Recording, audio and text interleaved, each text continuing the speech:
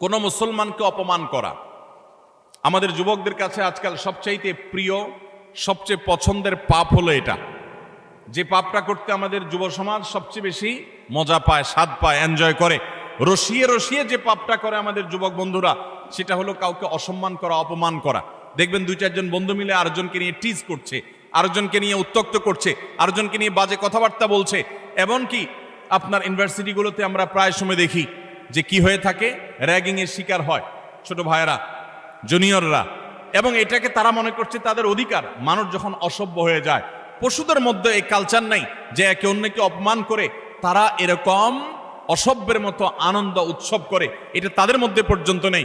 আল্লাহ তাআলা সেজন্য এই মানুষগুলোর সম্পর্কে বলেছেন, উলাইকা কাল আনআমি বাল হুম আদাল, যাদের হিতাহিত জ্ঞান নেই, ভালো মন্দ পরখ করার মতো ক্ষমতা নেই, অন্যায় করে আবার সে উল্লাস করে, ফুর্তি করে, এই মানুষগুলো চতুষ্পদ জন্তুর চাইতে আরো খারাপ, কারণ চতুষ্পদ জন্তু এত খারাপ হতে পারে না।